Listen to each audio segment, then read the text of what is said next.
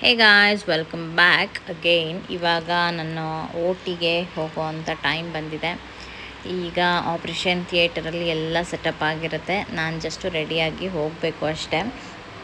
So ಬನ್ನಿ, ಇವಾಗ dress change ಮಾಡ್ಕೊಂಡು ಬರೋಕ್ಕೆ ಹೇಳಿದರು. ಡ್ರೆಸ್ ಚೇಂಜ್ ಮಾಡಿಕೊಂಡು ಅದಾದಮೇಲೆ ಮತ್ತೆ ತಿರ್ಗಾ ಅಲ್ಲಿಂದ ನನ್ನ ಕರ್ಕೊಂಡು ಹೋಗೋಕ್ಕೆ ಅಲ್ಲಿ ರೆಡಿಯಾಗಿದೆ. ನಾವು ಬುಕ್ ಮಾಡ್ಕೊಂಡಿದ್ದು ಸೂಟ್ ರೂಮು, ಆರ್ಕಿಡ್ ಅಂತ ಹೇಳ್ತಾರೆ ಅದನ್ನು.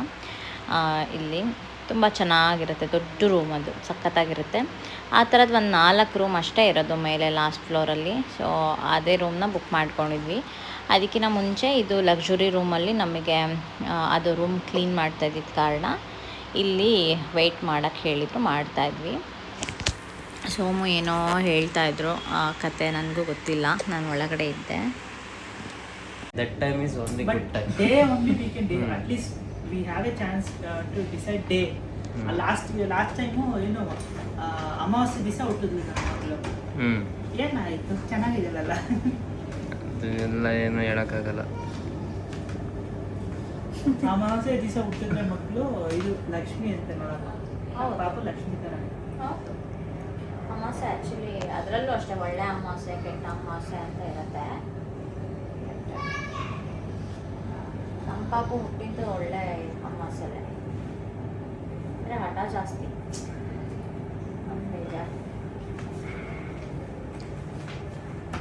ಅದು ಏಪ್ರಿಲಲ್ಲಿ ಹುಟ್ಟಿದ್ರೆ ಹಠನೇ. ಏಪ್ರಿಲ್ ಮಂತ್ ಅವ್ರದ್ದು ಇಷ್ಟು ಉದ್ದ ಇದೆ, ಇಷ್ಟು ಇಲ್ಲಿ ಕೂತ್ಕೊಂಡ್ಲಾ, ಚೆನ್ನಾಗಿರುತ್ತೆ.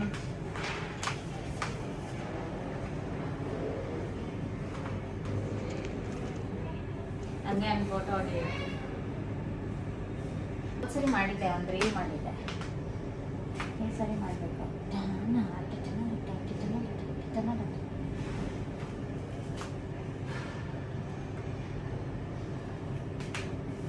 ಇಲ್ಲೇ 9 ಗಂಟೆ ಆಯಿತು. ಇವ್ರು ನಿಜವಾಗ್ಲೂ ಸ್ಟಾರ್ಟ್ ಮಾಡ್ತಾರಾ 10 ಗಂಟೆಗೆ? ಹಂಗೆ ನನ್ನ ಪಾಪ ಹುಟ್ಟಿರೋದು ಯಾವತ್ತು ಅಮಾವಾಸ್ಯೆ ದಿವಸ. ಏನು ಹೇಳ್ಚಪ್ಪ ಅದಕ್ಕೆ? ಅಮಾವಾಸ್ಯೆ ದಿವಸ ಹುಟ್ಟಿರೋದು. November 23rd.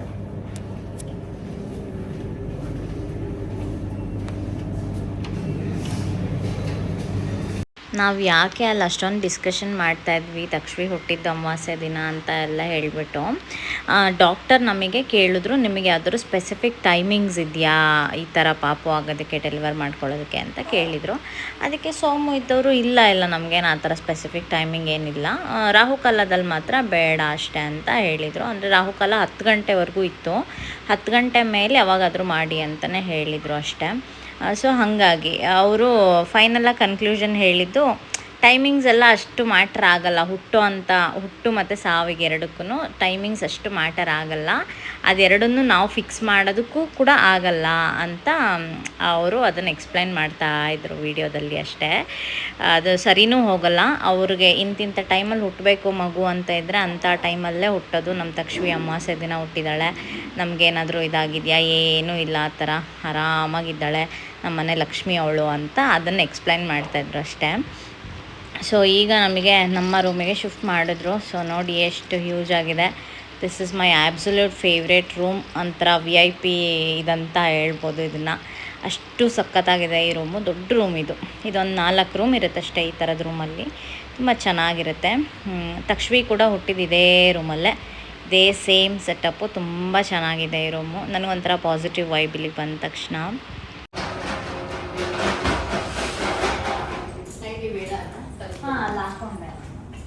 ಡಾಕ್ಟರ್ ಹೇಳ್ತಾರೆ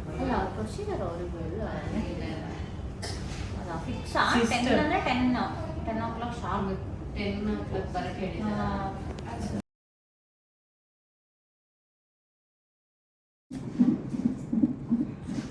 ಕಾಮ್ ಡೌನ್ ಪಾಪು, ಕಾಮ್ ಡೌನ್.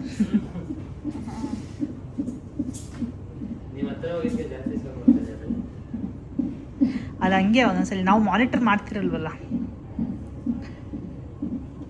125 ಆಗಿದೆ, 125 ಇಲ್ಲ ಮಕ್ಕಳು ನಾರ್ಮಲ್ ಮಗು ಹಾರ್ಟ್ ಬೀಟ್ ಅಷ್ಟಿರುತ್ತೆ. ಮತ್ತು ಇಲ್ಲಿ it's you are getting pressure also there, right? So maybe that's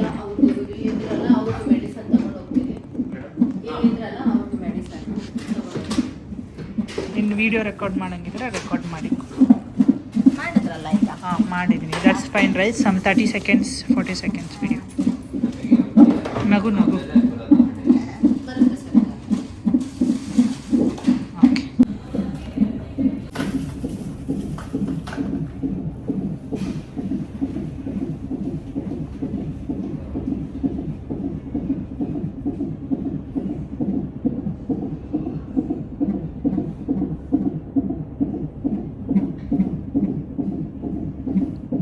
ಇವಾಗ ಮನೆಗೆ IV ಡ್ರಿಪ್ಸ್ನ ಹಾಕ್ತಾರೆ ಕೈಗೆ. ಪಾಪು ಹಾರ್ಟ್ ಬೀಟ್ ಮಾನಿಟರ್ ಮಾಡ್ತಾ ಇದ್ದಾರೆ. NSD.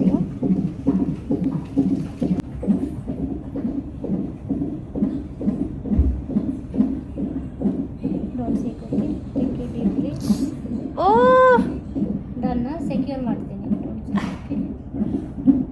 ಆದರೆ ಅಲ್ಲಿ ಸೆಕ್ಯೂರ್.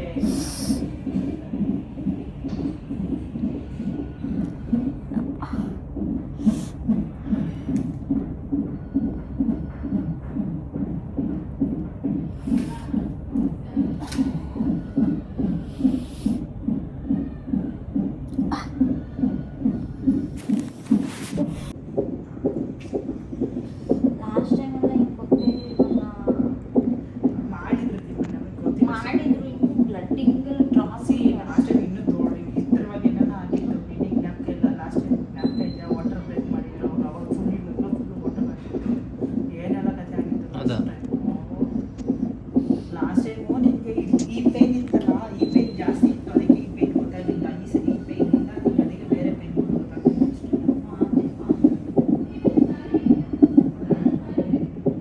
ಇಲ್ಲೆಲ್ಲ ಸೋರ್ಸ್ ತೆಗೆದಿದ್ದಾಳೆ ಬ್ಲಡ್.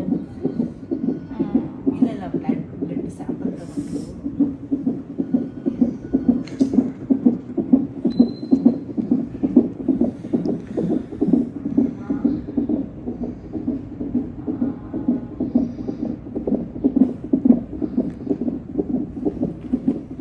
ಆದರೂ ಒಂಥರ ಅನ್ನಿಸ್ತಾ ಇದೆ ನನಗೆ. ಏನಾಯ್ತು? ಅದೇನೋ ಶುಗರ್ ಏನೋ ಇದು ಗ್ಲೂಕೋಸ್ ಏನೋ ಇಂಡ್ಯೂಸ್ ಮಾಡಿದ್ರು. ಅದು ನಿನ್ನ ಬಾಡಿಗೆ ಎನರ್ಜಿ ಇರಲ್ವಲ್ಲ. ಈಗ ಬಾಟ್ಲ್ ಹಾಕಲ್ವಾ ಇಷ್ಟೇ. IV ಡ್ರಿಪ್ಸ್ ಥರ ಕೊಡ ಹಾಕ್ತಾರೆ. ಆಪ್ರೇಷನ್ ಆದ್ಮೇಲೆ IVನೇ ಇವಾಗ ಹಾಕಿದ್ದವಳು ನಮಗೆ. ಅದು ಹಾಕ್ಬಿಟ್ಟು ನಾನು ಗ್ಲೂಕೋಸ್ ಕೊಡ್ತೀನಿ ಅಂತ ಹೇಳ್ಬಿಟ್ಟು ಒಂದಿಷ್ಟು ದಿವಸ ಇರಿದ್ರೆ ಗ್ಲೂಕೋಸ್ ಹಾಕ್ತೀನಿ. ಬಾಡಿಗೆ ನೋಡಿ ಮೋಸ್ಟ್ಲಿ ಅಷ್ಟೇನಾ ಅಂತ. ಡೈರೆಕ್ಟಾಗಿ ಎನರ್ಜಿ ಹಂಗಿಂದ ಹಂಗೆ ಬರೋ ಥರ ಮಾಡೋಕ್ಕೆ. ಅದು ಮೂಮೆಂಟ್ ಆದಾಗೆಲ್ಲ ರೆಕಾರ್ಡ್ ಮಾಡಬೇಕಂತ. ಹೆಂಗೆ ನೋಡಿ ಹಾಕ್ಬಿಟ್ಟು ಜಾಸ್ತಿ ಆಗ್ತಾ ಇದೆ ಅವತ್ತು. ಜಾಸ್ತಿ ಆಗುತ್ತೆ ಕಮ್ಮಿ ಆಗುತ್ತೆ ಜಾಸ್ತಿ. ಬೇಸಿಗೆ ಅಲ್ಲ, ಅದಕ್ಕೆ AC ಇಷ್ಟೇ ಇರಲಿ ಸುಮ್ಮನೆ. ರೂಮ್ ಟೆಂಪ್ರೇಚರ್ ಸಿಗ್ನಲ್ಸ್ ಅಂದರೆ ಅಲ್ಲಿ ಅಲ್ಟ್ರಾಸೌಂಡಿಂದ ಸ್ಕ್ಯಾನ್ ಮಾಡ್ತಿರುತ್ತೆ. ಅಲ್ಟ್ರಾಸೌಂಡ್ ಸ್ಕ್ಯಾನರ್ ಇರುತ್ತೆ. ಇನ್ನೊಂದು ಅದು ಟಿಕ್ ಕೌಂಟರ್ ಇದೆಯಲ್ಲ, ಅದು ಪ್ರೆಸ್ ಮಾಡಿದ್ರೆ ಬೇಬಿ ಹಾರ್ಟ್ ಮೂಮೆಂಟ್ ಕೌಂಟ್ ಆಗ್ತಿರುತ್ತೆ. ಸ್ವಿಚ್ ಅದಷ್ಟೇ. ಅದು ಪ್ರೆಸ್ ಮಾಡಿದ ತಕ್ಷಣ ಒಂದು ಟಿಕ್ ಸಿಗ್ನಲ್ ಬರುತ್ತೆ ಸಿಸ್ಟಮ್ಗೆ. ಈ ಸಿಸ್ಟಮಿಗೆ ಬಂದು ಇಲ್ಲಿ ಅದನ್ನು ಒಳಗಡೆ ಒಂದು ಕಂಪ್ಯೂಟರ್ ಕಂಪ್ಯೂಟರ್ ಥರ ಇರುತ್ತೆ ಚಿಪ್ಸೆಟ್.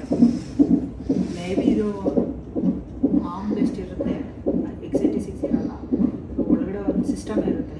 ಅದು ಎಲ್ಲ ರೆಕಾರ್ಡ್ ಮಾಡ್ಕೊತಾ ಇರುತ್ತೆ ಇನ್ಫಾರ್ಮೇಷನ್.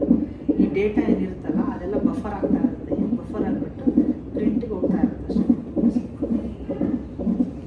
ಹೇಳಿ ನೀವು ಈ ಮಷಿನ್ಗಳನ್ನ ವರ್ಕ್ ಮಾಡಿದ್ದೀವಿ. ಜಿ ಹೆಲ್ತ್ ಕೇರಲ್ಲಿ ಇದ್ದಾಗ I was working on this machine. ಇದರಲ್ಲಿ ಯಾವ ಆಪ್ರೇಟಿಂಗ್ ಸಿಸ್ಟಮ್ ರನ್ ಆಗುತ್ತೆ ಅಂತಲೂ ಗೊತ್ತು ನನಗೆ, but we should not say that. Reveal ಮಾಡೋದಿಲ್ಲ. ಎಲ್ಲ ಬ್ಲಡ್ ಎಲ್ಲ ಸರ್ಕಲ್ಸ್. ಅಮ್ಮ ಆರಾಮ್ಸೆ ಇಡುವ ಕೈನ ಕೆಳಗಡೆ. ಎಲ್ಲ ಬ್ಲಡ್ ಎಲ್ಲ ಸಿಕ್ಕಾಪಟ್ಟೆ ಬ್ಲಡ್ ಇದು ಮಾಡಿಬಿಟ್ಲು. ನೋಡಿದ್ರಲ್ಲ ಹಾಗೆ ಇದೆ ಬ್ಲಡ್. ಇರಲಿ, ಏನಾಗಲ್ಲ. ಏನಾಗಲ್ಲ ಅಲ್ಲಿ ಒಳಗಡೆ IV ಹಾಕ್ತಾರೆ ನನಗೆ ಇದಾಗೋದು. ಇದಾಗ್ತಾರೆ ಡ್ರಿಪ್ಸ್ ಏನೋ ಇದನ್ನ ಅಂತಾನೆ. ಅಲ್ಲ, ಇವಾಗ ಕರೆಕ್ಟಾಗಿ ಕೂತಿದೆ ಇದ್ರ ಮೇಲೆ. ನಿಮಗೆ ನರಕ್ಕೆ ಕರೆಕ್ಟಾಗಿ ಜಾಯಿನ್ ಆಗಿದೆ ಅದು. So that's fine.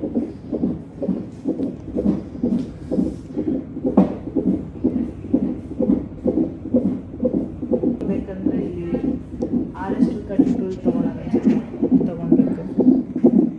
ಇದು VGA ಆ್ಯಕ್ಚುಲಿ. VGA ಎನೇಬಲ್ ಮಾಡಿರೋ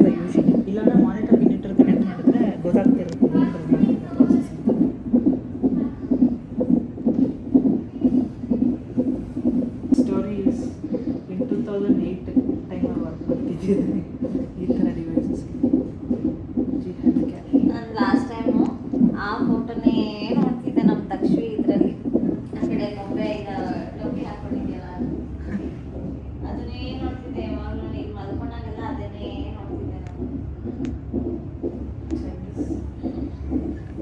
ಆ ಕ್ಯಾಪ್ ಎಷ್ಟು ಚೆನ್ನಾಗಿ ಅದೇ ಆ ಕ್ಯಾಪ್ ನೋಡ್ಬಿಟ್ಟು ಅದೇ ಥರ ಕ್ಯಾಪ್ ಆರ್ಡರ್ ಮಾಡಿದ್ದೆ ಅವಳಿಗೆ ಅದಿದೆ ಅವಳ ಹತ್ರ ಎಷ್ಟು ಚೆನ್ನಾಗಿದೆ ಅದು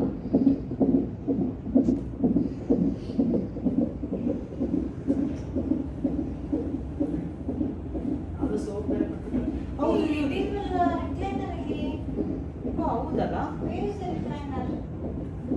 ಫೀಡ್ ಮಾಡೋಕ್ಕೆ ರಿಕ್ಲೈನರ್ ಇಟ್ಟಿಲ್ಲಲ್ಲ.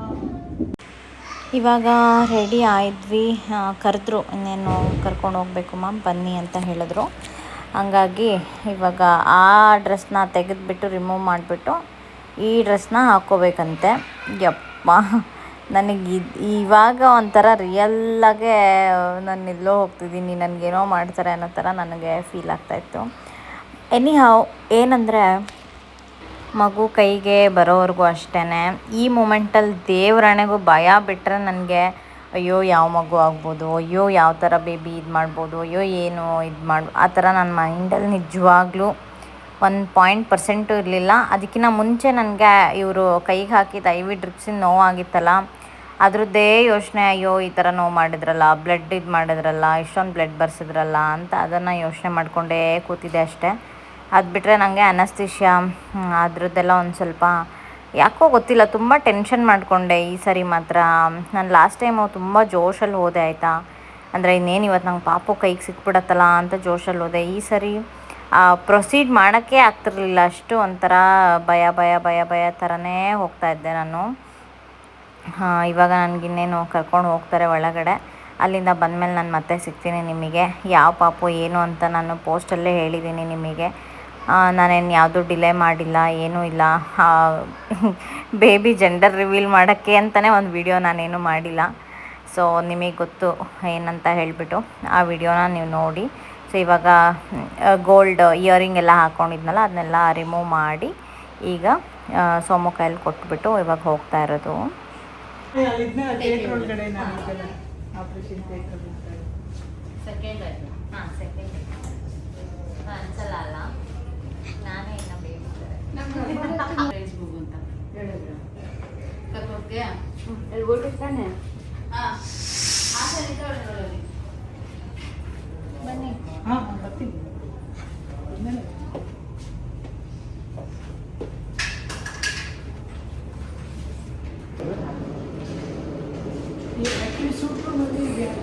ವಾಟರ್ ಬಾಟಲ್ ಇಲ್ಲಿ ನಾನು ಮುಂಚೆನೇ ಹೇಳಿದ್ದೆ ಸೋಮು ಆಪ್ರೇಷನ್ ಥಿಯೇಟರ್ ಒಳಗೆ ಬರಬೇಕು ಅಂತ ಹೇಳಿಬಿಟ್ಟು.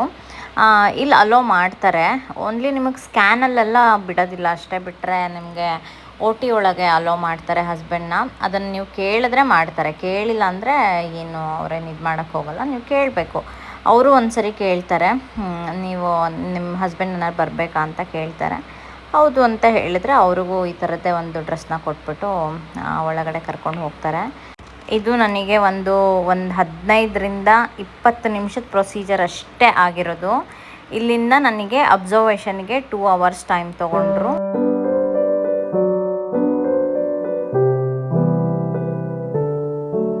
ಆಫ್ಟರ್ 2 ಅವರ್ಸ್ ಆಫ್ ಅಬ್ಸರ್ವೇಷನ್ ನಾನು ಆ್ಯಂಡ್ ಬೇಬಿ ಇಬ್ಬರೂ ಆರಾಮಾಗೆ ವಾರ್ಡಿಗೆ ಹೋಗ್ತಾ ಇದ್ದೀವಿ. ಇವಾಗ ತುಂಬ ಖುಷಿ ಇದೆ. 2ನೇ ಸರಿನೂ ನಮ್ಮ ಮನೆಗೆ ಲಕ್ಷ್ಮಿ ಡಿಮ್ಯಾಂಡ್ ಮಾಡಿಕೊಂಡು ನಮ್ಮ ಮನೆಗೆ ಬಂದಿದ್ದು ನಮಗೆ ಭಾರಿ ಖುಷಿ ಇದೆ. ನಮ್ಮ ಪುಟ್ಟಲಕ್ಷ್ಮಿ ತುಂಬ ಮುದ್ದಾಗಿರೋವಂಥ ಪುಟ್ಟಲಕ್ಷ್ಮಿನ ನಮ್ಮ ಲೈಫಿಗೆ ಮತ್ತೆ ದೇವರು ಏನೋ ಒಂದು ಕಾರಣಕ್ಕೆ ಡೆಫಿನೆಟ್ಲಿ ನಮ್ಮ ಲೈಫಿಗೆ ಎಂಟ್ರಿ ಮಾಡಿರುತ್ತೆ ಅಂತ ನಾನು ಅಂದ್ಕೊತೀನಿ. What I believe in. ನನ್ನ ಮಗಳು ರಿಯಾಕ್ಷನ್ ನೋಡಿ ಹೇಗಿದೆ ಅಂತ ಹೇಳಿಬಿಟ್ಟು. ಚೆನ್ನಾಗಿದೆ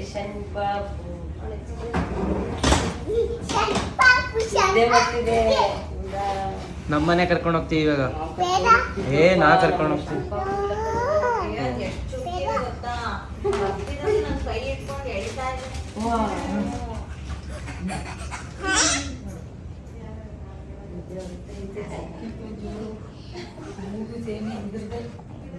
ಎಲ್ಲ ದಪ್ಪ ಹೊಟ್ಟಿದೆ ಈಗ.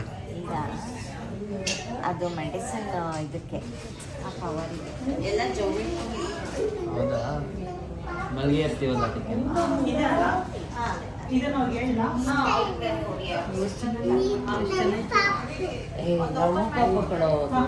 ನೀವು ಮುಟ್ಟಿ ಚಿಂಕು ಮುಟ್ಟಿಸ್ತೀನಿ, ನಾನು ಮುಟ್ಟಿದ್ದೀನಿ, ನಿಂಗೂ ಮುಟ್ಟಿಸ್ತೀನಿ. ನಾನ್ ಕರ್ಕೊಂಡು ಹೋಗ್ತೀನಿ, ನಿಂಗೆ ಮುಟ್ಟಕ್ಕೆ ಬಿಡಲ್ಲ. ನಾನ್ ಕರ್ಕೊಂಡು ಹೋಗ್ತೀನಪ್ಪ, ನಾನ್ ಬಿಡಲ್ಲಪ್ಪ. ನಮಗೆ ಬೇಕಲ್ಲ ಕರ್ಕೊ ಮಮ್ಮಿ, ಬೇಗ ಹೋಗೋಣ. ಡಾಕ್ಟ್ರಿಗೆ ಯಾರು ಪಾಪ ನೀನ್ ಹೊಡಿತೀನಿ ಅಂದಲ್ಲ ಮತ್ತೆ ಪಾಪಗೆ. ಹೆಂಗೆ ಶಿಫ್ಟ್ ಮಾಡ್ತಾರೆ ಏನಪ್ಪ ನಾವು ಮುಟ್ಟಿಲ್ಲ. ಇದು ಹ್ಯಾಂಡ್ ಸ್ಯಾನಿಟೈಸರ್ ಇತ್ತಿಲ್ಲ, ಇದು ಹ್ಯಾಂಡ್ ಸ್ಯಾನಿಟೈಸರ್ ಹಾಕಬಿಡಿ ಎಲ್ಲರೂ. ಹೌದೌದು ಅದು ಇಲ್ಲ, ಮಿಸ್ ನಾನು ಆಗಿನೂ ಇದು ಹಾಕ್ಬೇಕು. ಹೌದೌದು ಗೊತ್ತಿಲ್ಲ.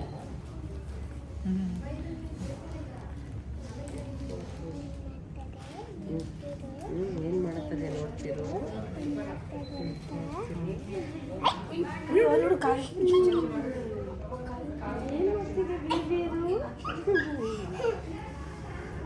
ಕಾಚಿ ಕಾಚಿ ಮಾಡ್ತಿದೆ.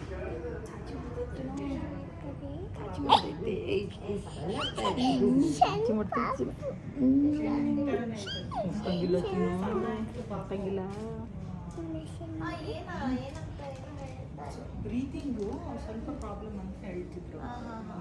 ಉಸಿರು ಜೋರಾಗಿ ಆಗ್ತಿದೆ ಮಗುಂತ, ನಾರ್ಮಲ್ಗಿಂತ ತುಂಬ ಜೋರ ಉಸಿರು ಆಗ್ತಿದೆ ಅಂತ ಹೇಳ್ತಿದ್ರು. ಅದಕ್ಕೆ ಅವರು ಮಾನಿಟ್ರಲ್ಲಿ ಇಟ್ಟರು. ದೆನ್ ನಾವು ಹೇಳಿದ್ರು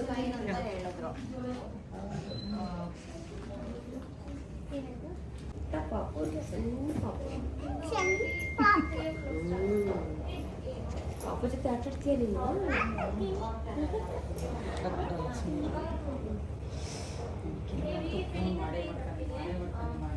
ಇಷ್ಟ ಆಯ್ತು ಶನ್ ಪಾಪು.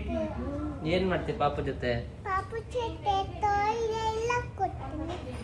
ಟಾಯ್ಸ್ ಎಲ್ಲ ಕೊಡ್ತೀಯಾ? ಕೊಡ್ತೀನಿ. ನಾನು ಶನ್ ಪಾಪು ಲ್ಯಾಪ್ಟಾಪ್ ಎಲ್ಲ ಕೊಡ್ತೀನಿ. ಇವಾಗ ಹೊಸ ತೆಗೆದುಕೊಂಡ್ರೆ ಪಾಪಗೆ ಎಲ್ಲಪ್ಪ ಅದು ನಂಗೋಸ್ಕರ ಪಾಪು. ಅವಳಿಗೋಸ್ಕರ ಪಾಪು ಯಾರು ಹಂಗೆ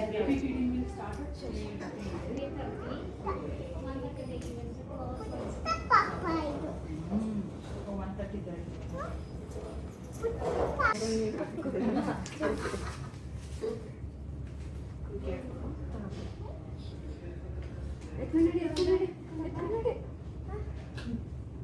ಇದು ಹೊಸ ಕ್ಲಾತೆ. ಹೊಸ ದಿನ ಚೇಂಜ್ ಮಾಡ್ತಾ ಇರ್ತೀವಿ ಸರ್, ಬೇಬಿ ಇದಾದಾಗೆಲ್ಲ ಚೇಂಜ್ ಮಾಡ್ತಾ ಇರ್ತೀವಿ. ನಮ್ಮದೇ ಕೊಡಿ ಸೊಮ್ಮು ಅವ್ರಿಗೆ. ಏನು ಸ್ವಾಡಲ್ದು ಕ್ರಾಡಲ್ಲ? ಅಲ್ಲ, ಸ್ವಾಡಲ್ ಮಾಡೋದು ಇದೆಯಲ್ಲ, ಅದೆಲ್ಲ ನಮ್ಮದೇ ಕೊಡಿ. ಪಾಪ ಇದು ಬೇರೆ ಉಂಟಲ್ಲ, ಇದು ನಮ್ಮ ಪಾಪು. ಇದು ನಾನು ಕಷ್ಟಪಟ್ಟು ತಗೊಂಡಿದ್ದು. ಎಲ್ಲಿ ಕಷ್ಟಪಟ್ಟು ತಗೊಂಡೆ? ಎಲ್ಲಿ ತಗೊಂಡೆ ಕಷ್ಟಪಟ್ಟು? ನಾನು ಕಷ್ಟಪಟ್ಟೆ ತಗೊಂಡಿದ್ದು. ಅಮ್ಮ ಕಷ್ಟಪಟ್ಟು ತಗೊಂಡಿದ್ದು, ನಮ್ಮಮ್ಮ ತಗೊಂಡಿದ್ದು ಕಷ್ಟಪಟ್ಟು ಪಾಪು. ಇಲ್ಲ ಅಪ್ಪ, ಅಲ್ಲಿ ಮೇಲ್ಗಡೆನ ಸುಮ್ಮನೆ ತಂದಿದ್ದು ನಾವು. ನಮ್ಮ ಪಾಪು ಇದು. ಇಲ್ಲ ಇಲ್ಲ, ನಮ್ಮ ಪಾಪುನೇ. ಅದು ಮಲಗಿದೆ ಪಾಪ, ಡಿಸ್ಟರ್ಬ್ ಮಾಡ್ಕೊಂಡು. ಪಾಪು ಹೆಂಗ್ ತಗೊಂಡೆ ಅದನ್ನ? ಅದನ್ನ ನಾನು ಕಷ್ಟಪಟ್ಟು ತಗೊಂಡಿರೋದು. ಕಷ್ಟ